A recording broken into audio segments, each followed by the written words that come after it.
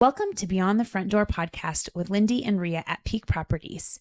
We are real estate agents in Cheyenne, Wyoming, and we bring you stories that make you laugh, cry, cringe, and inform you. Come on in. We put the real in real estate.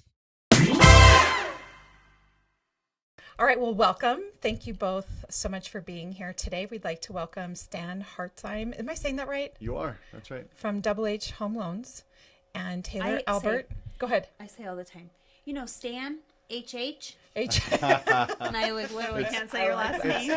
It looks worse than it is. It's only 2 syllables. Okay, it just looks scary. Okay. It's 2 syllables. And then Taylor Albert, who is with Blue Cross Blue Shield of Wyoming. Of Wyoming. That's right. Thank you for adding that on here. Been trained well. Yeah, I'll bet. Thank you both so much for being here. So Lindee and I have been talking a lot about having our blast from the past episodes, and Stan, you were on here with your wife Maggie. I don't remember when, sometime last year, to talk about H Home Loans. I did not know I was stepping in Maggie's shoes. I would not have said yes. Those are too big of shoes. So let's clarify. We were talking about multi-generational living on that podcast. Yes, we were. That's right. And we were on the heels of someone else that you had just had on your show that was talking about Megan and Julie. The Harrington family. I didn't know if I should say that. No, you're okay. The Harrington family. And so it just made sense. And then when you said you were going to kind of do not a reboot, but invite people back, but you wanted them to bring in guests. Yes. So you're not stepping in or filling in on top of anyone else. Thank you for clarifying. There was absolutely nobody else I would have wanted to invite to join me as my guest on my second time. Yes. So how this came to be is Stan, you know how right before Christmas we all get gifted with amazing treats, and Stan brought us in some amazing treats, and I want to give you a second to talk about the banana bread that you brought from if you want to mention who makes that banana bread. I would love to. Okay, go ahead. Just real quick. So for years and years and years, I had lived and worked in the Denver metro area. And so don't hold that against me, everyone. I'm here now. But while our company's been in existence, our aim has always been to find good ways to give back to causes that deal with one of two things: mental health or homelessness. Those are our passion projects, if you will. And so myself and a bunch of business partners a number of years ago started doing a Christmas customer appreciation event, pictures with Santa Claus. That's how it started. And we invited a couple of our friends that made arts and crafts to sell their arts and crafts.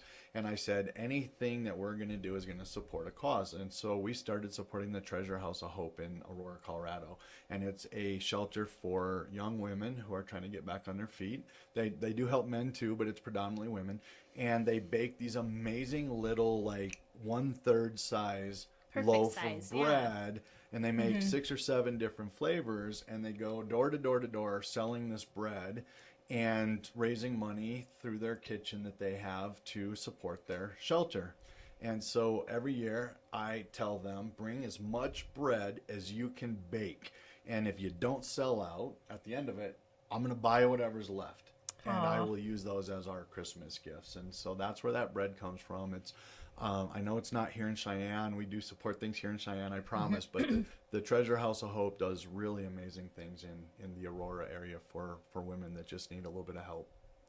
Well, that's a great segue into I think what we're going to be talking about today. But before we get started, what I would like to do is take a little bit of time and thank so as our regular listeners know, the last 2 episodes we had guest co-hosts here with Lindee, and that was Christina Berta and Lee Lowry. And I just want to take a moment and thank them for coming in and co-hosting with Lindee. Christina was here for the conversation with Kayla around the Special Olympics and the jackalope jump, and she did an amazing job. I just loved. And what did she say? Something about I do dumb things for t-shirts, and I was thinking, oh, that's what we all do. I loved it.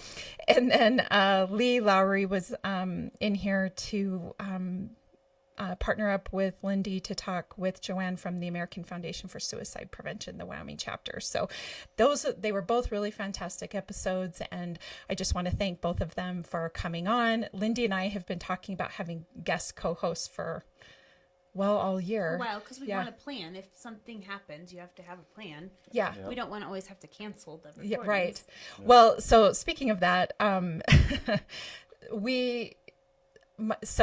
my family and I had a family emergency this last weekend, and we did not have a plan.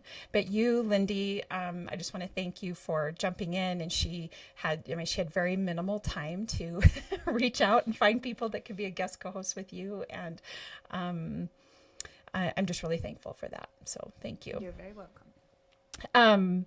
So last weekend, my husband and I received the kind of call that nobody really wants to get, and that is that our youngest son had called to tell us of the sudden passing of one of his closest childhood friends. For clarity, his friend passed due to natural causes. It wasn't due to like self-harm or foul play or anything like that. But it did, my husband and I it's one of those situations where you drop what you're doing and throw together a mixed bag of clothes and hit the road. And I will say I was attending church the next morning in my workout clothes because that's what I had thrown together. And I think my husband and I that night were like, did you bring toothpaste? Did you bring saline solution? It's just when you're just not thinking very clearly and kind of on the run. That's right. Out of the respect for that family, I'm not going to go into a lot of detail about it, but I do want to acknowledge the outpouring of support for that family as well as ours. And I just think this is really good timing considering we're going to be talking about community and nonprofit work and philanthropy and work-life balance and all those things. And the timing of that and what I really want to say to everybody on our end, because it's one thing, I've spent a lot, just like you guys, all three of you, everybody's been involved in social service or social work at some point or another. We all give to our communities, but when you're on the receiving end of it, it is a whole other ball of wax. It's just not, it's been a lot of years since I've been on that level, that receiving end of how a community comes together. And I was just so moved by it that I just wanted to share a little bit really quickly. That's awesome. We do currently live in a time where politics, media, and social media want us believing that we're divided. But as we often talk about here on the podcast, Wyoming is one big town with really long streets. And what we love about living here is the sense of community and the way that everybody bands together to take care of those in need, which I know both of you do really well. And I have dedicated much of my life as well to being an advocate for our communities. This last week, our family was on the receiving end of that community, and I just have to say from the bottom of my heart, thank you to everyone. I'm a little overwhelmed and humbled by so many people who stepped in to provide love and support to our family. Our family and friends who immediately offered support, both locally as well as in Gillette from my hometown. A close family friend canceled her plans to be with our son until we got there.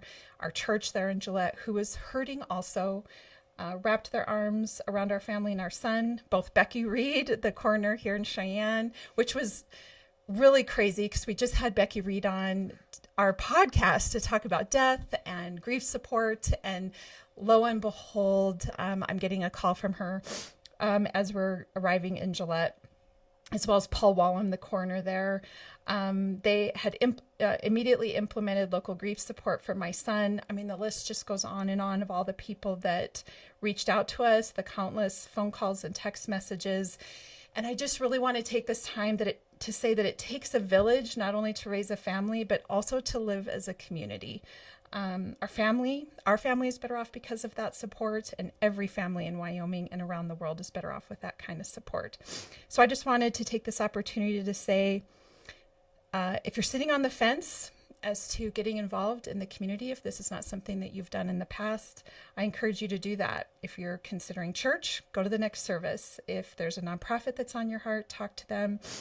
If you haven't met your neighbors, get out and meet them. That's the other thing. My neighbors were instrumental in this because we have our little puppy that needs constant love and support, and she needed some support while we were gone. Shout out to them. It's the small things that really make a difference. And I actually, I can honestly say that with all three of you, I know that I have talked to people who've said that you've made a difference in their lives at some point, whether it was some little thing that you said or did. And Taylor, I was just told of something this morning with you. And so I just think that it takes all of us. And anyway, it's the small things that make a difference. I'm really happy that both of you are here today. And again, I just wanted to acknowledge the way that both the communities of Cheyenne and Gillette came together for our family, as well as the family of our son's friend. And we just want to say thank you. So, yeah. I'm glad you got all of that support. Thank you. Thanks for sharing that. Yes, of course. Absolutely. I think it's always, a 50-50 bag for me when someone says, I heard something about you, because I try to move with a lot of kindness in my life, but I also tend to be a little mischievous. So I'm like, uh-oh. What'd you What'd you hear? Who was it from? Sarah indicated you went the extra mile for her this week. And her and I were in tears together this morning, kind of talking about that. So anyway, yeah. I'm glad it was not mischievous. Then. No mischievous. Although I kind of like mischievous too. There's nothing wrong with that either. Yes, tell us about that. Yeah. Never mind. We scratch the community thing. We want to hear the.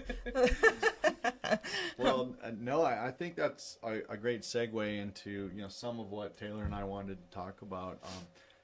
As I mentioned, I came up here from the Denver metro area, and when I was first in Cheyenne, I was like, well, I don't know who to call or how to get plugged in, just personally, like what's a good garage to take your car to, or whatever. And so as we were moving in, we called a fantastic company.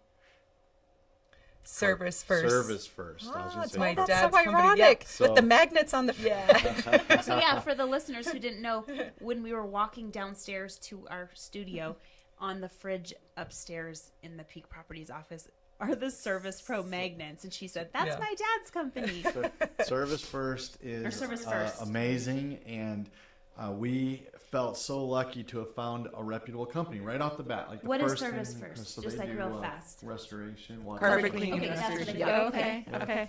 And ironically, I was also then invited to apply to be in the Leadership Cheyenne program. And I was like, gosh, I don't know anybody. Like, I feel like that's one of those types of programs that can be a bit of a popularity contest. And how do you win a popularity contest when no one knows you, right? Mm-hmm. And I walked in, and the first person that greeted me was Taylor. And she said, I heard you met my dad. And I was like, who's your dad? And she's like, he owns Service First Carpet. And I was like, no way. This is such a small town story and a community story. Yes. Right. And so I think, to your point, getting involved, meeting your neighbors, finding out who does what, like those are the kinds of things that connect us and interweave the fibers of who we are intrinsically. And Just Taylor even coming up to you and greeting you when you got Well, there. I was going to say, if it was a popularity contest, my dad thought you won. He thought very highly of you. I also think very highly of you. But I also have to say the 50% of my mischief probably comes 100% from my dad. So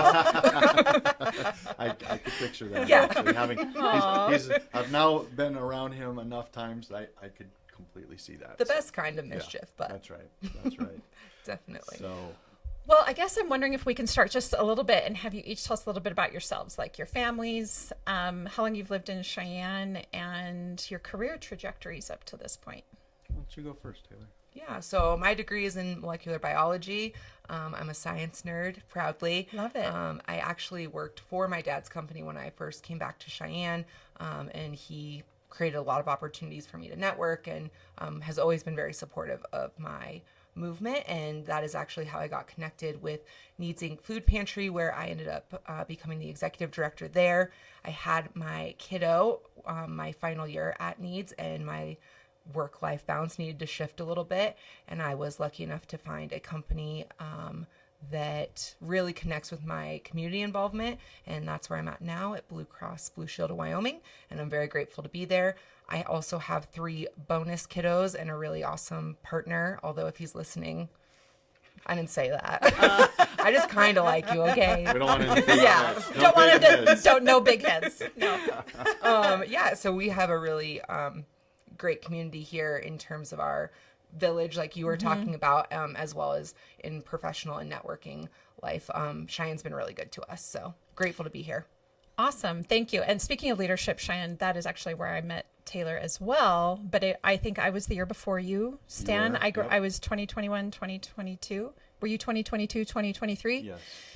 And you were still at Needs at that time, I think, and came and talked about Needs during that, during our time there. So Yeah, that was my baby. I really Really loved you it. care about that. Still love it. Yeah. Yeah, Great place. absolutely. Yeah. All right, Stan, how about you? So yeah, I'm Stan Hartzheim, Double H Home Loans. We like to say we do mortgages that make sense for you. We're a local mortgage brokerage here in town. I've been here for 3 years, but I like to say, because I know this is a thing, Taylor taught me this, you have to be X number of generations Wyoming. And so when I first came here, the other thing that I did to introduce myself, I started a little YouTube channel and I started making videos, and I'd almost every video I would try to end it standing out in front of our house, and I would say, oh, by the way, that's our 3rd generation Cheyenne home right there. Which it is vicariously through my wife. So that's my claim to Cheyenne. But I guess as far as background goes, I started out in construction when I was pretty young, and became a general contractor, and it afforded me the opportunity to be a single parent for a lot of years. I had flexibility in my schedule, and it also afforded me a lot of time and energy to give back. So I built houses with Habitat for Humanity. I then took a full-time position with Rebuilding Together, which does energy upgrades and safety upgrades for senior citizens as part of the aging in place movement that was very, very popular in the early 2000s, and still is to some extent, but it just doesn't get talked about as much. I've always just kind of had a heart for community involvement, community activism, and economic development. So that's a little bit about us, I guess. I would like to clarify that I'm a proud Wyoming resident, and I pass that along to Stan. I don't think you have to be any number of generations to call Cheyenne home. I think you have to show up and show out to call any place a home. And I think Stan and Maggie have done an excellent job of that. But I will not rescind my Wyoming pride ever. Nor should you. I think anybody that stays despite the wind, then you're meant to be here, right? Because the wind really drives a lot of people out of here. You can come for 1 year, and the wind, it doesn't seem so bad in the summertime, but in the wintertime, you try to step outside and it's 0 degrees outside, and the wind's even blowing 20 or 30 miles an hour. It's not pleasant. Nope, So, right. yeah, if you can withstand the wind, you can withstand anything, right? Yeah. Yeah, I think I'll throw one other just quick update. I mentioned early on, the last time I was here, we were talking about multi-generational living and so on, and my mother-in-law lived with us, and we were caregiving for her. Bless her heart, she's still with us, but she doesn't live with us anymore. She's now over at one of the facilities in town at Aspen Winds. But I thought I would just kind of give a quick update on that side of our story as well. Sure. Because it's been a heck of a journey for my wife Maggie, which Taylor just mentioned, and for Carrie, my mother-in-law. They also believe a lot in community activism. They did a lot with Meals on Wheels, the Alzheimer's Foundation. They actually made a commercial. You might have seen them on TV. It's, Maggie and Carrie, and it'll make you cry. So they don't get to be that power duo right now, but that's just part of our journey, too. And There's I a thought legacy I would being kinda carried on. Update that a little bit, too. Thank 'cause I you for know that. People kind of heard that first half of the story Yes. last time I was here. They did. Well, and I have a grandmother that is in a home up in Gillette, and just because you have a loved one in a home doesn't mean that the work ends, right? You're like, my mother is still up taking care of my grandmother every single day, making sure she eats, making sure her needs are being met, all the things. So just and of course keeping her company. Just because someone goes to a home doesn't mean that out of sight, out of mind. And I think that does happen a little bit for some folks that maybe don't have family around. So I can only imagine that your wife is up there as often as she can be, taking care of her and loving on her. Oh, yeah. So, and all the other residents. yes, yeah, I'm sure. They go walking down the halls as a group now. It's pretty fun to watch. So. My mom's the same way. Now, the only thing I would tell you that might be different about my grandmother, we talk about mischievous, is that they had to lower the speed on my grandmother's wheelchair. I love that. Because she was causing a ruckus speeding around the floor. So anyway, and she was not happy about it either. She got very vocal. So mischievous is definitely my grandmother's middle name. That's funny. She sounds like someone I should should meet. meet. Yeah. Yeah. We could figure out how to turn it back Yeah, up. I'm sure. Yep. Yeah. That's right. When no Be one's in there at looking. night with a screwdriver. Yeah. That's right. That's right. So tell us a little bit about how the two of you, I know you kind of are part of a bigger friend group, correct? And you guys have started talk a little bit, I guess, about the work that you are doing in terms of community activism, philanthropy, sort of your theory around work-life balance. I heard you mention that. What are your thoughts? For me, I'm self-employed as are both of you. Mm-hmm. Taylor's gone through the nonprofit rigors and entered into, a more corporate world. But I think that underlying all of it for all of us is that sense of community and giving back. But we like to use buzzwords, right? Like, we need to set boundaries. We have to have healthy time limits for activities. We got to do time for self-care and whatever. And I think that as I've gotten to know Taylor, and both of you, I'm just so the listeners know, I'm literally surrounded by 3 badass women here that go out into the world and crush life, and they do all the different things, as does Taylor. But I mentioned, I was a single parent for a long time trying to do a career and do philanthropic work and that kind of thing. And so Taylor and I have invested time together in the Leadership Cheyenne program and outside of it. And we kind of just kept coming back to mental health needs in general and what does that look like from a work-life balance. Yeah, I kind of think work-life balance is unachievable. You just can't be in all the places at once. Brene Brown talks about checking in with her partner at the end of the day and saying, I got 20%. Can you cover me the 80? And what do you do if you can't? And I kind of think it's the same approach when you show up to work and who are those people you can look at and say, a little rough today. Yeah. How are we going to get through it? And finding those people who, in those moments when you're not feeling 100% or you've given in a different department of your life, finding those people who can still help you get to the end result is, I think, the key, and aligning with the things that really matter.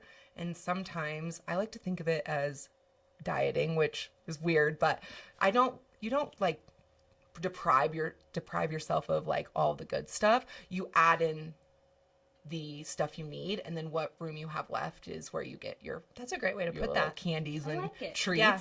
And I kind of approach my time that way as well. I try to fill in the things that have to be done, and then if there's other space, I can say yes, and if not, I align accordingly.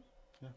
You have to be comfortable saying no to things, right? And I think sometimes as givers, or those of us that, are in the customer service profession or working with people, whether you're doing philanthropic work, no matter what, when you're working with families, you have to have the ability to say no and protect yourself so that your mental health does, what do you want to say? Stay in check. I feel like even saying not now has helped me a lot. That's a 'cause great it way. doesn't So you feel don't as have to say final. no. Yeah. Let's revisit that in a year. And Teams calendar is my saving grace. If I say something like that, let's revisit this in a year, I put a reminder on my calendar for a year, because then it doesn't feel lost in the That's a sauce, great idea. as I always say. It's just complete side note, but I say that to clients a lot too. Yes, I was just in the thinking mortgage that. world, right? Yep. I never tell clients, no, you can't buy a house, but sometimes I tell them, no, not right now. But let's help you So get there. I like Yep. that Yeah. particular phrase a lot in a lot of areas of life. I also feel like it helps me vision where I need to be in a year to be able to say yes if it is something I want to prioritize. So, joining the CASA board, there was things that had to come off my plate for me to be able to say yes to that. Sarah approached me about a year ago to do that, and it wasn't The right time. Yep. And I was able to add that I think in November I officially joined the board. I think so. And it was an easy yes at that point because I had aligned myself to be ready to say yes. And I think that's important, because my worst feeling is when I say yes and then can't execute fully. I just had to have a conversation with someone that I was getting referrals from, and I was like, I can't do this. 'Cause if you're going to do it, you need to do it. If you can't do it 100% or close to, maybe it's not going to work out, Yeah. And I think giving And I that don't feedback. like to half do things. Never. Right. No. Yeah. And I also feel like giving that feedback to people who are half doing things is one of the kindest things you can do. I've had a few people say, doesn't seem like you're super present. I was going to because- say, how did they say it? I might have to. No, What's the nice way? Yeah. because my sister Alyssa has that conversation with me. She doesn't say it nice. Well, she says, she's your "You sister." have to do what? Yeah, when? When you got time for that? That's what she says. You also need those people in your life who are holding you accountable to yourself of that's not fair to you. And I think they're doing God's work. So I feel you really need those people to ground you sometimes. So, Yeah. Alyssa, you're doing great. Well, and it's one of the core values I would say on the CASA board that has been important to me in being the board president is that, and it's sort of a, what do you want to say? It feels, we have this tool where we're all tracking our hours, and it feels a little weird when I very first started doing it, but it is for this exact reason. It is for this reason of work-life balance. I think what happens a lot with nonprofit agencies is that people get burned out. Well, because you love it so much and you're passionate about it, you want to do it. But Yes. you can't that do everything. But then also what is notorious for nonprofit boards across the country is that you can end up with half the board doing all the work and half the board not. And not that I don't completely believe in people's intentions when they join boards, but life happens. Life gets messy. What it does is it allows for the conversation to be like, to check in and be like, is this still working for you? Are you still doing okay? But also, not only that, and I had this happen in December where I had one board member that was putting in more than double her time. And so I'm checking in with her and I'm like, okay, how's it going? Like, let's back off of you here in January so that you're not putting in so much, because I don't want to lose really good people. You don't want to lose. Yeah, you don't want it to be burnt out. Yeah. And on the other side of that, you might have people looking to plug in that don't know how to do that. Yes. Or they just step back because Yep. I'm on a board also, and I think I'm at like 6 years or something. But in the beginning, when you join, you are kind of more reserved and you're feeling it out. And I feel like you're like, I don't know if I should step up and be like, I'll do it. Or you're a little hesitant. But maybe as it goes on, you're like, I would actually like to help. do Absolutely. more help. Yeah. But I don't want to step on toes. And they seem like they got it. Yep. So yeah, it's nice I think to do that conversation has helped me a lot too, because as the person who's doing the things and overcommitting, Yes. you feel like if you don't do it, it's not going to get done, and that would be a shame, right? You'd want the organization to do well, but my experience is that when you allow other people the space to step in, they will, because like you said, the intentions are there. Yeah. Sometimes we just don't know how to connect the action to it. Yep. So it's actually more beneficial for the other board members, for the organization to have space created to pull yourself back a little bit. I think you're completely right. Yes. And to even, I know this sounds really ridiculous, but sometimes, especially when you're volunteering, in an organization, whether it's on the board or within the programs, sometimes you just need to be told what to do. Yes, you don't know. So you're like, Yes. just tell me. Yeah. And so it does require some delegation by the executive director, the board chair, or maybe other people within the organization. But it's an unrealistic idea to think that people are just going to be like, oh, I'll take care of that. Some might. You might have some, just depending on personalities, but some may sit back and go, well, if you need my help, you're going to ask me for it. So it's a balancing act. Yep. Well, and I'll say too, I never want to question anybody's motivations there, because I think you're right. I think most people do join organizations or boards or sign up for, let's clean this neighborhood on Saturday, whatever the event is. But I do also, not to sound overly pessimistic, but I do subscribe to that whole Pareto's law thing too. Like, 80% of the work is getting done by 20% of the people. And Yeah. I've seen that in corporate America. I've seen it in churches. I've seen it in nonprofits. And I think that's where that level of burnout can happen. And I do agree with Taylor. I think when you step back and make room, sometimes people will move into that space. Sometimes they need to be directed or educated into what that looks like. But sometimes nobody steps into it. And I think that's where the people that have that mindset of really being a giver and an achiever, they're the ones that step right back into that space. And that's where burnout, I think, becomes real. Yes. I would challenge that thought a little bit. I know that's shocking to you that I would disagree. I love it. Tell us. I started out really type B. My parents can attest to this, specifically my type A mom. I was very slobbish. We call it being a gremlin in our house. And I feel like my parents stepped back and stopped doing the things for me, and it allowed me the space. And anyone who knows me today, I'm very type A. I'm very Shout out to my partner who recently learned that laundry has a very specific way of being done in our house. Yep. Yeah, but that wouldn't have been created unless They had stepped back. right. Sure, And so I think sometimes the narrative we're telling ourselves as the achievers, as the doers, the movers and shakers even, is that people just aren't going to if I don't. And it's the self-fulfilling prophecy, and then we spiral to burnout. Whereas sometimes you have to let something be on fire for Yes. long enough. And that's what I was thinking. How many times do they tell you, like, when something needs to be done, or they ask for someone to do something, you just stop. Yeah. You don't have to answer right now, and like give other people a chance. Yeah. Even though in your head you're like, no one's gonna do it. I'm gonna have to do it. You know? You're panicking. Yes. It's Yes. your You're own, like, don't panic. Yep. Like, let it be for a minute. Yeah, the power of the pause and allowing other people the uncomfortability of that pause. Yeah. What are we going to do? Because I'm not coming in to save it. Yeah. I think we fulfill that prophecy ourselves a lot. And I have found, even with my kids, they're a lot more capable if I don't jump right in. But who doesn't want someone to jump in and fix it for them? Like, Sure. For sure. I think that's totally human, but I do think we can have more control of how much burnout we have if we force other people by not jumping in. I that sounds kind of bossy, but force them No, by not doing It's, it. it's the only way, I It's- think. It's Yeah. funny, as I listen to you talk through that a little bit, it makes me think, the people that probably have the best handle of that are like second or third grade teachers, right? Like they're calling on the class and then the same Nobody. person keeps raising their hand. It's like, no, you're not going to answer this one, someone else, right? Yep. Like That's a good creating example. that space. Yeah. So as you're talking through that, that's what comes to my mind is Yeah, that was a good example. thinking of young I like that, people yeah. sitting back.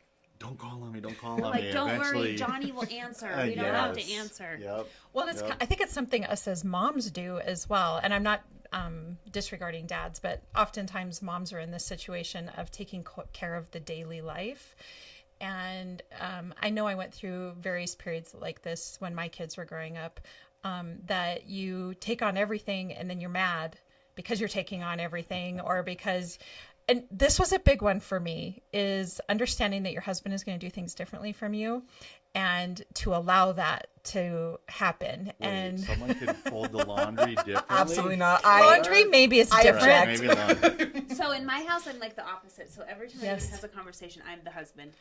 And my husband's the wife. I'm sorry, it is. But Lindee's from apparently he doesn't think Parson. there's any way, and I'm fine with it. Do it your way. I'm not doing it. I'm practicing, and I can already hear my partner listening to this laughing out loud, but I'm not good at it at home. I'm better at it in my professional life. Yeah.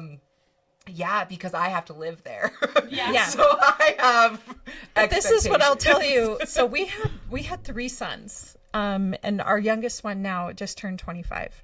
So boys have a lot going on. I'm not saying girls don't either. I don't know. I've never had a girl in my house, so I can't tell you. But boys have a lot going on, and the more you take on, the more that you're going to take on. They're more than And yeah, they won't take on. Right, yeah. right. And I remember getting to a point where I'm like, okay, I'm my own worst enemy here. My husband's like, well, that's the way you wanted it done. This is what you wanted, blah blah blah. And I'm like, okay, I'm gonna start to shut up, let you handle this, let you, like, what am I doing here? I'm kind of cutting off my nose to spite my face. And so I've been a work in progress for about 10 or 15 years now, a recovering, what do you want to call it? A recovering type A, or a recovering, I don't know what it is, but, and I agree. I wanted everything done completely a certain way. And I probably still have things that are like that now. Like, I'll tell you a big, just quick squirrel. If we fold laundry on our bed, and I literally want to hit the roof if my husband places a load of laundry on our bed and the bed's not made. It is, That's valid. yeah, it just hits a little thing in my brain, and I'm like, what are you doing? How do we fold clothes when there's blankets? No, So anyway, I got my moments too, Taylor. I think Stan, that are you type A?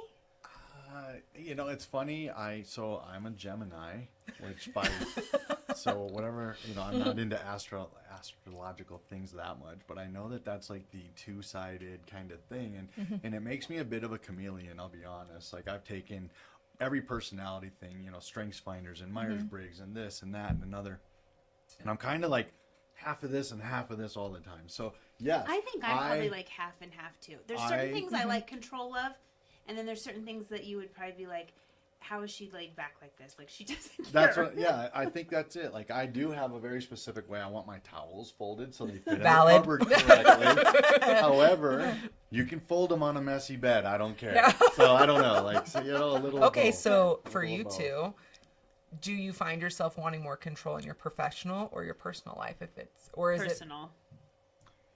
I think it's just being a mom. Yeah. I would second It's the that. mom thing. I would, It's like your children. I don't know. Like that is just that's what I want control over. yeah. And I the think rest I I- second that completely. I was a single parent, so you know, shout out to single dads out there too. But we have to fill that mom role, that dad role. Single moms have to do it all the time as well.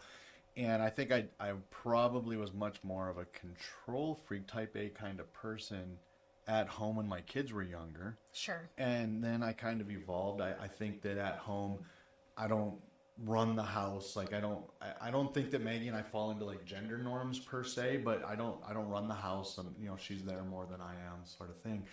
But then in my work life, I have a lot more demanding expectations. Like if you're gonna come and work with me, if we're gonna partner up on something, I'm gonna hold you accountable. Okay, yes, I am like that. And so I'm happy to give off. I that. want you to do Like, what you- you're expected to do, what we agreed we're going to do. Yeah. But go do it your way. I don't Yeah. need to micromanage it unless you do it Exactly. wrong, and then oh boy, no, I'm just kidding. And then you should have done it my way. Should have done it my way. Well, I'm thinking too, just like unpacking what I said earlier about creating space in professional areas for people to jump in. I'm also telling myself a narrative when the laundry doesn't get done a certain way. Well, when the kids ask where that is, or I'm already 3 weeks ahead where it becomes a disaster, and maybe I need to reflect on that advice I just spit out. Well, I think it kind of, you know, it kind of goes hand in hand. But you know, Taylor and I spent just a little bit of time talking about this work-life balance fallacy or myth that, you know. So we want to be clear when we came in and said we want to talk about work-life balance. We're not advocating that there's a particular work-life balance. Like, and in fact, as we were kind of talking through that a little bit, we realized that oftentimes you start to feel guilty if you really think you're going to get a 50-50 work-life balance or what. And I jokingly used to say this all the time. I had a home office when I first came here for a long time, and I had my mother-in-law living with us with Alzheimer's, and she had full reign. I used to say that, like, if I'm on Zoom or someone's in the office with me, she comes might by. be here. Like, I'm just warning you ahead of time. Like, this lady might show up in the background, and it's okay. If you don't like it, hang up now, because this is my life.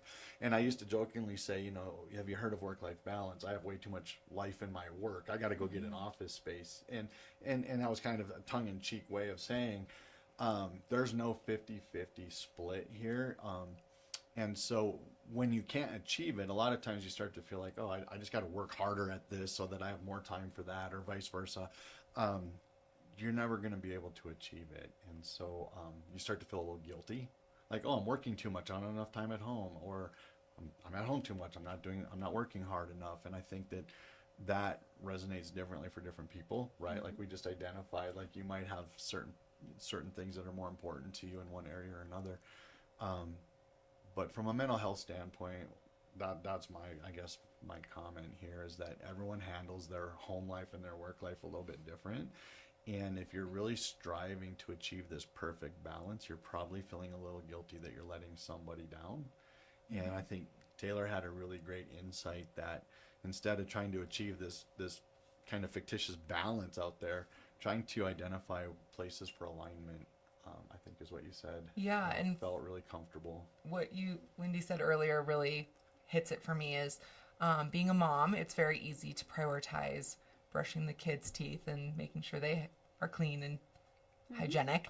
And I have really worked on aligning my self-care with role modeling how I want my kids to take care of themselves. So washing my face every night. And these sound like silly things, but sometimes after you've taken care of everyone else in your household, it's hard to make it do yeah. that.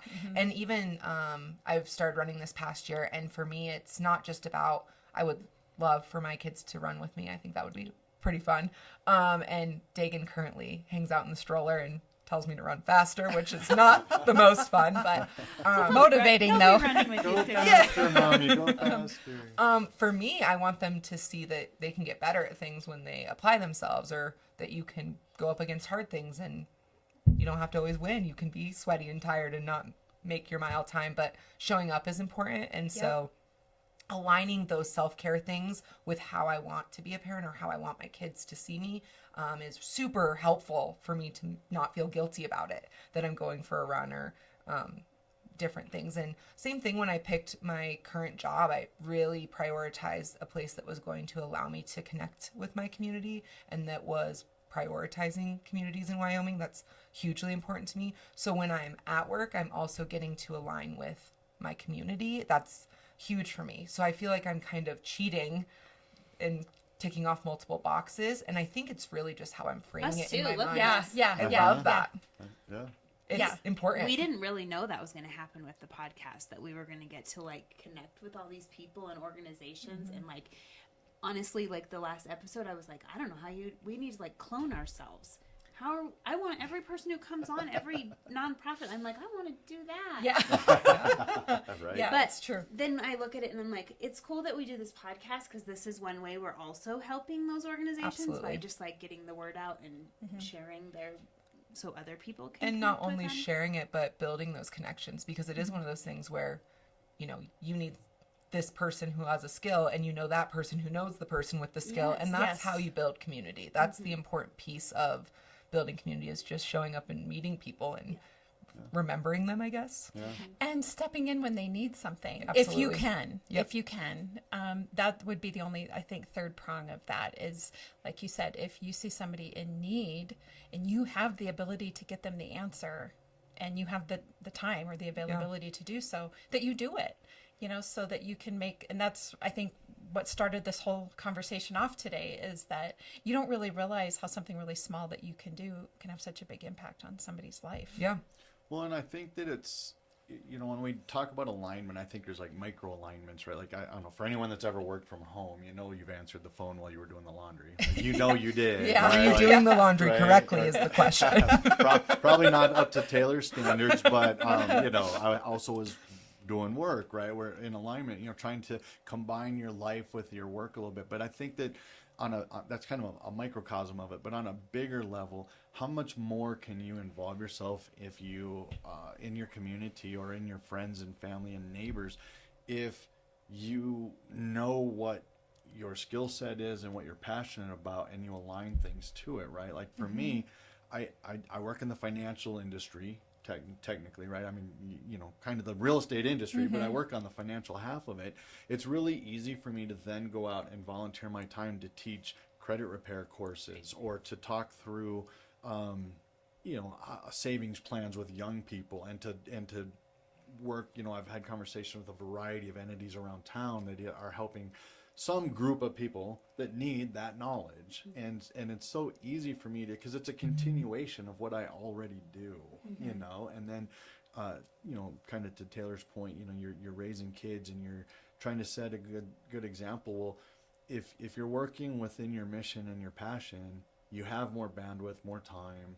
It doesn't all of a sudden feel like work versus life. Right. It kind of starts to feel like life and work are blending together, and then you can go out and, if I was a baker, I guarantee I would bake all of my friends really cool stuff if they had a family tragedy, right? Like, I mean, it would just be natural. Part of your gift. Right. And so I think that when you work within that alignment, it makes so many other things so much more achievable. I think the thing there too is it's easier to decide what is not something you're going to say yes to, because it has to fit more than one category. You can't just be getting one positive out of it. It has to be hitting multiple things in your life that you're saying yes to, if that makes sense. And I also think it's important to decide like what it is that you're giving, right? I think sometimes we make that a lot bigger than it has to be, that I have to have this great skill or I have to have this epic amount of time to give to an organization or to my friends and family.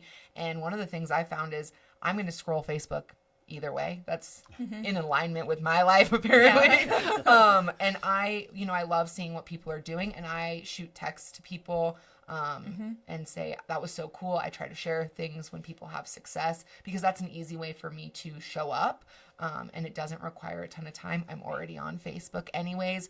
And I think that that's big. Another thing our family does, I'm a snail mail kind of girl. I love Christmas cards. Or holiday cards, whatever. Cards in general. I love birthday cards, Valentine, all the cards. Okay. We sit down as a family like once a quarter and we sign thank you or birthday cards for all the birthdays in our address I love book. that idea. And it fills my cup too, right? Because I go to the post office a few days before that birthday and I'm like, look at me, this is so fun. I'm organized. Yeah. And I'm being a good mom all at once. Fun. And then we get And they get a surprise in the mail. Yeah. But then the other part of that is our older two are learning how to address envelopes. And it's like A long lost skill. yes. Yeah. And so like for me, that's in alignment with so many parts of my life. And it brings me a lot of joy. It's kind of silly, but I love it. I absolutely love it. I almost think, as you guys have been talking, and Stan, do you still have kids at home? Nope. We are now empty nesters for the first time. Okay. Because my mother-in-law's now gone. Right, too. gone. It's So just us. I've been thinking as you guys have been talking, my kids have been out of the house officially for about 7 years now. And I think that when your kids are growing up, it is a little bit about work-life balance because you want to make sure you're there for your kids, but you also have to provide for them financially, and that's what it is. I would say it has shifted for me to be less about work-life balance and more about balancing of my health, just encompassing of my health. So, and really what that means is at the end of every day that I feel at peace and I'm happy about what I'm doing during the day. And that does include, that is work, that is my home, that is my volunteer work. But at the end of the day, I'm focused on, this is going to sound really funny, but I tend to toggle between extroverted and introverted. And so for every minute that I'm being social and working with people, which is my favorite thing to do, I equally need a minute of downtime. Yes. Yes. And so my days become about managing the downtime. So because I like to be busy, I like to be a go-getter, and I am filling all the boxes of all the things I want to do during the day, then it becomes about managing the downtime and the recharge time, because I don't have kids anymore that I'm trying to bring up to be decent human beings when they grow. They're already decent human beings. They're already out in the world. They don't even want me supervising them. That's not a thing. Right. As a matter of fact, I've probably gotten myself into trouble with that. So anyway, I'm there with you. I'm with you on that one. yeah. So my friend group will tell you that like everybody gets together, I'll bet you once a week, which is really unheard of for me because when I had kids growing up, I wasn't doing anything socially once a week. That was off my radar. And this group does tend to get together, or there's chatterings about things about once a week. And I'll say to them, depending on the week, I just can't. It's not that I don't want to see everybody. It's that I'm physically like I will become mean. But that's good to know about yourself before you become me. Yes. I'm I like, think they appreciate that. I would. They're like, thank you, Rhea. Please don't come. they'll tell you. Like right about 8 o'clock, 8:30, if we're I somewhere. know, Rhea. You just disappear. I'm always like, where'd Rhea go? Oh, it must be 8:32. And they'll tell you. I'm notorious for it. And even I'm going to call out Troy Johnson. He's a realtor over at Remax. He even knows the signs. He's gotten it down to where he knows the signs of when I'm getting ready to. Are you it's Irish time- goodbying people? Or must be something. You're not I've not saying- heard of an Irish you're not goodbye. saying- What's that? 100%. You don't say bye, you just leave? No, That's she what- doesn't. That's an say Irish goodbye. That's currently called ghosting. She may say people. goodbye to a few people that are next to her. That Yes, she has that's to say right. goodbye Yes, to. that's But true. you could turn and be like, did Rhea leave? I did that at the Realtor Family Fun, didn't I? It was about 8:15. Out the door I was. I saw you go. Yeah. That's right. I watched you. I was like, oh, there goes Rhea. He's like, Rhea, it's not over. See ya. Don't raise your hand. You're gonna Well, get and I something. have my two best friends have to work in public all the time, and I get to work from home sometimes and in the office. Kind of a perfect balance for me of the socializing and the introverted Yes. time. Yeah. But by Friday night, I'm like, let's go out, let's go have fun, let's do something. And they need Friday night to like Chill. Yeah. So if we're gonna plan something, we've adjusted that to be Saturday because I think it's important to kind of support your friends by not. They want to go do something with you, right? Yes. But is that going to bring out the mean version of your friend? You have to be careful. You gotta be careful. I love it. Totally true. I bet everybody in my life would agree with you. Say thank you. Yes, because I mean, you think hangry is a thing? There needs to be a word around hangry and not enough downtime, whatever that is. Yeah. Whatever. But I will say that I completely agree with everything that you're saying about work-life balance. I think it's even more a thing when your kids are growing up because they are more important than you are, right? That's our job as parents. Our kids are even more important than we are. So all their needs come first, which means sometimes that balance shifts.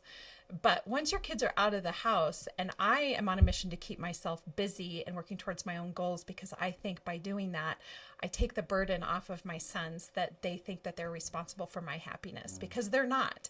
Their job is to go out and start their lives. They shouldn't be worrying about their mom missing them. So I am building a life where I love them. I want them to be a part of it. I want to be a part of theirs, but they're not carrying the burden of, is my mom happy? And that has been super important to me.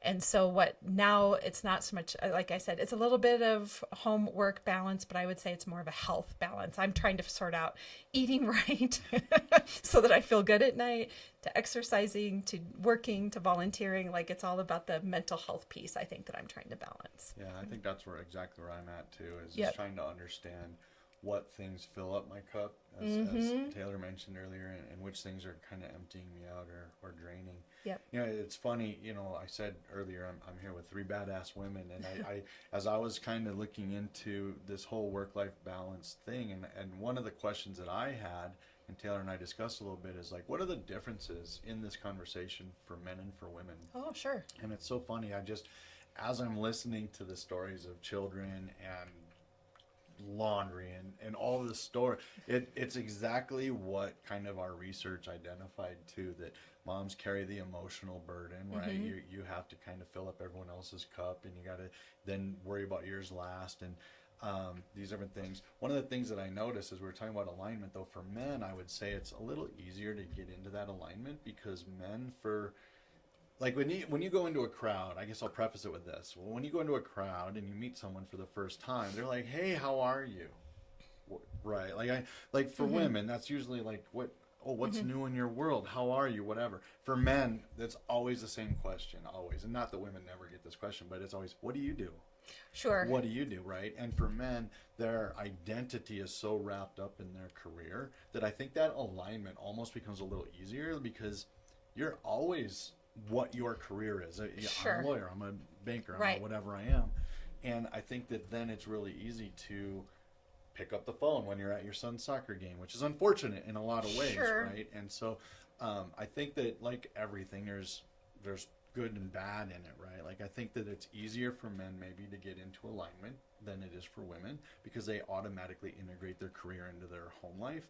But then the downside is they automatically integrate their career into their home life. Yeah. And it becomes a little difficult to kind of strike that balance. I've recently changed to asking people what's something you're working on recently that we talked about you're that. interested That's a in. good or idea. Is there something interesting you're working on recently? Because I feel like that broadens the playing field for people to answer about something, and it's so fun. My favorite thing is when someone's talking about something that they love and they like glow and they're Yes. kind of nerdy and babbling about it. That's the best. Like, I Yeah. think if we could find people there's just so much more true connection in that, rather than bringing up work, which that's not your identity. And it feels kind of like a status symbol check. Absolutely. Right? Yeah. So by shifting it away from that to what's something you got going on right now that you're excited about, Yeah.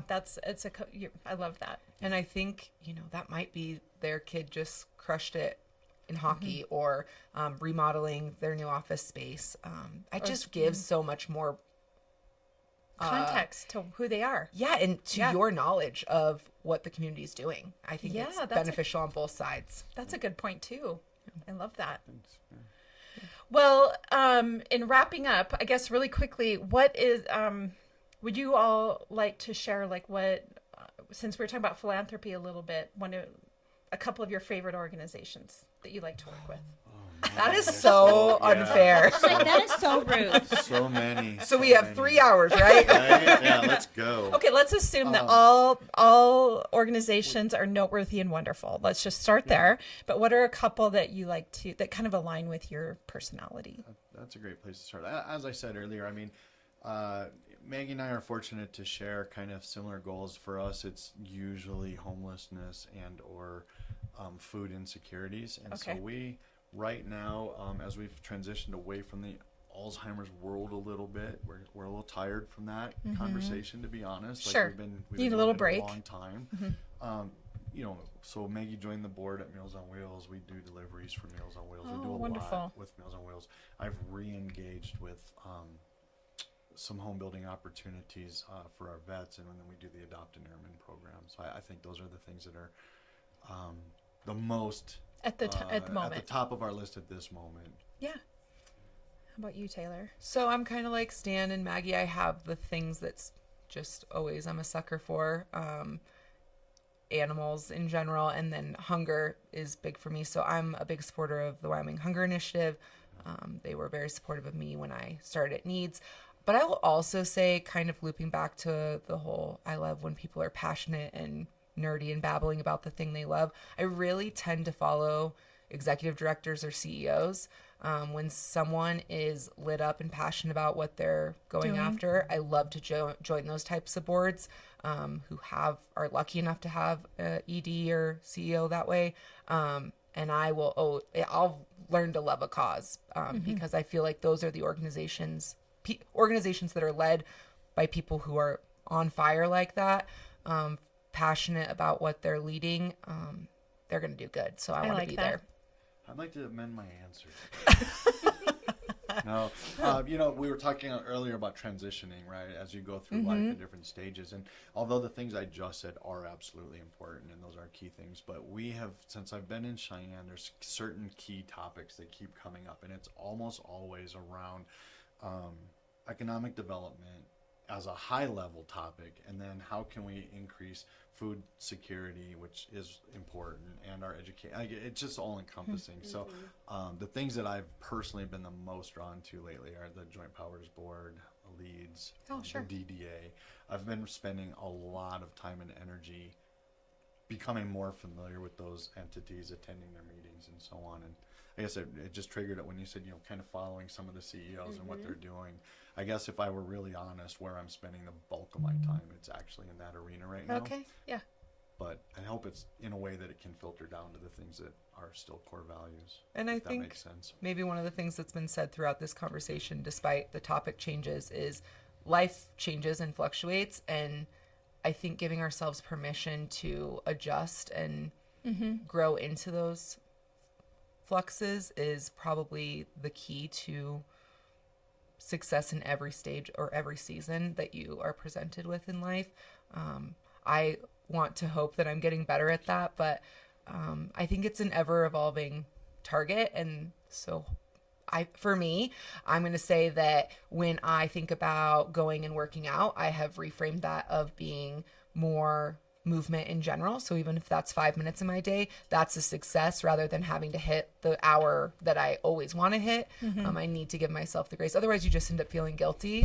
So Sorry. I think the takeaway from this should be that life is changing and we need to set ourselves up to the frame of mind of what a success is and bring that down a lot lower so that and that sounds counterintuitive, right? But then we get to feel successful, and that's a positive spiral. Whereas if you are constantly feeling negative because you're setting yourself up with these very unrealistic expectations, you're going to constantly spiral down, and that is going to really affect your mental health and your mental stability.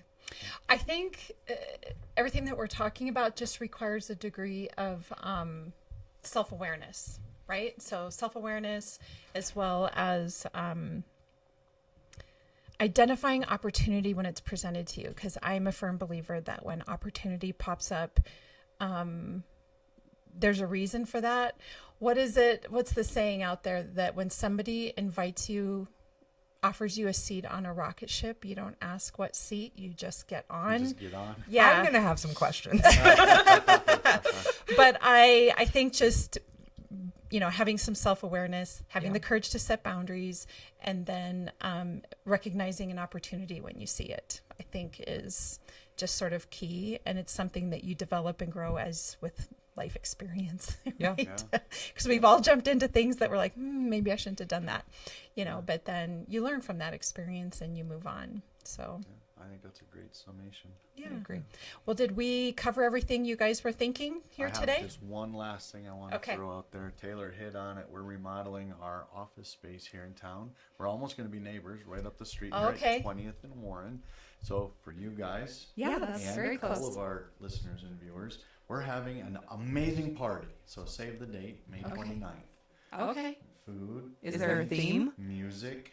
There's a theme, yeah. Come have fun. Okay. I'm in. That's it. We like fun. We're going to have fun. So May 29th, we'll unveil the building and the upgrades that we did. It's a nice historic building that we were able to save and I love breathe a that. little life back into. And How fun. we would love to see the whole community show up. It's got a community space that will be available for nonprofits, for their boards to meet if they don't have office space, or other small businesses. As a small business owner myself, I know sometimes you need to have a management meeting and you don't need all of your employees, whether it's 1 or 3 or 10, to listen to you. And you don't always want to go to a coffee shop. So we're going to have a space available for the public. I love that. And so we can't wait to unveil that for the community. Awesome. Yeah, Well, save thank the you both date. so much. More to follow. Okay, so if people want to find out information about Double H Home Loans, how do they find you? Oh, probably you can find us on Facebook under my personal page is full of business stuff. Stan Hartzheim, Double H Home Loans, Loans by Stan. Our website is dblhloans.com. Or you Awesome. can call me 720-883-8452. You're so brave sharing all that. All my stuff is 100% public, so if there's stuff on there that you don't like, it may not be me, just so you know. I don't have anything locked down or secured there in the social media world, so go have at it. Again, I say you're so brave. And Taylor, I know you're with Blue Cross Blue Shield of Wyoming. We didn't talk about that here today, but do you want to share contact information there or just the website? I'm not as brave as Stan, but I definitely encourage anyone who needs help with health insurance to reach out. And then, if you want to hang out, I'm always around. Yeah, get a hold of me and Lindee. We can point you in the right direction. There you go.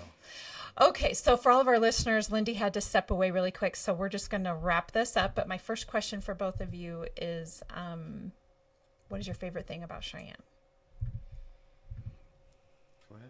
That's, again, a long list for me, but I will umbrella with community, and the way that people connect here is important. I think there's a lot of good being done, and I think there's a lot of room for more growth. And I appreciate the spaces that I've been invited into, including this one. And I hope to continue making this our home and connecting further. Love it.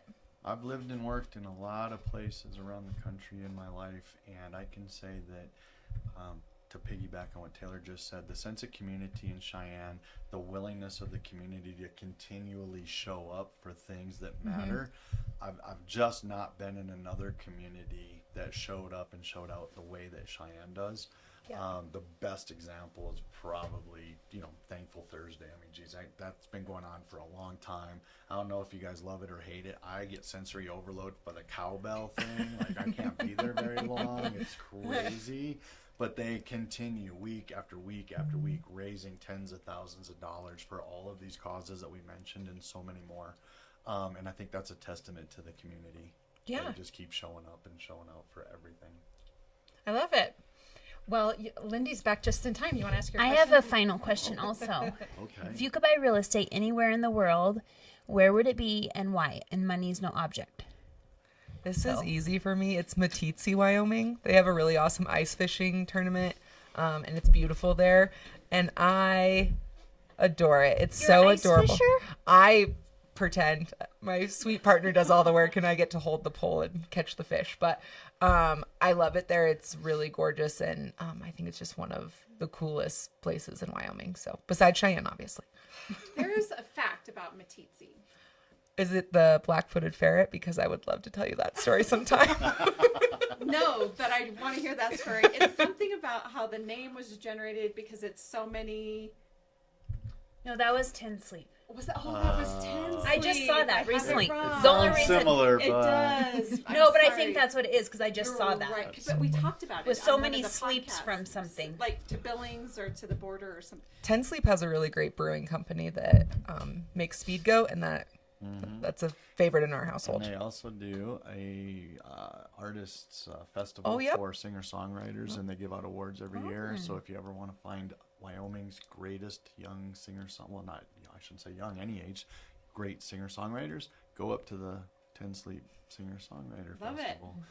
I would buy property probably. I never got on the Airbnb bandwagon, and I feel like I almost missed the boat, but I haven't missed it entirely yet. So I would love to buy a small boutique hotel in Costa Rica, and then Airbnb Costa like Rica 8 of is them. winning. Friends and Yeah. family discount, please. Yeah. Yeah, right. Yeah, I've got I could pull up my phone right now and show you all the ones I already have bookmarked that are still available.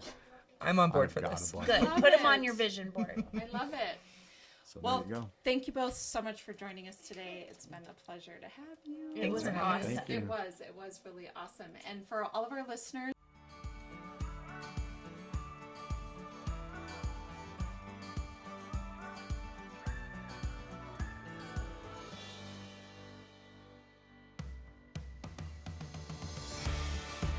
Whether you plan to buy, sell, or invest in southeastern Wyoming, turn to Peak Properties. Family and veteran owned and operated, we work diligently for you. Unlike other larger companies, we take time to learn about you, understand your specific real estate needs, and remain easily accessible if you have any questions. Being a veteran and family-owned and operated company means a high level of commitment, trust, and loyalty. Our family culture sets us apart. We work as a team. We develop not just professional, but personal relationships with our clients. When you choose Peak Properties, you become part of our real estate family. Looking to relocate to Wyoming or just move across town? Peak will be there for you every step of the way. Recognized for excellence and dedication in the real estate profession, we're proud to be one of the most trusted and knowledgeable names in our industry. Let Peak help you find your dream home or investment property today. Our agents will make sure you're informed and listened to as they guide you to fulfilling your real estate goals. Reach out today. We have sold and purchased several homes through Peak Properties, and each time I've been impressed. They are great about guiding us in the right direction and always being in our corner. Peak Properties. Let our family show you the way home.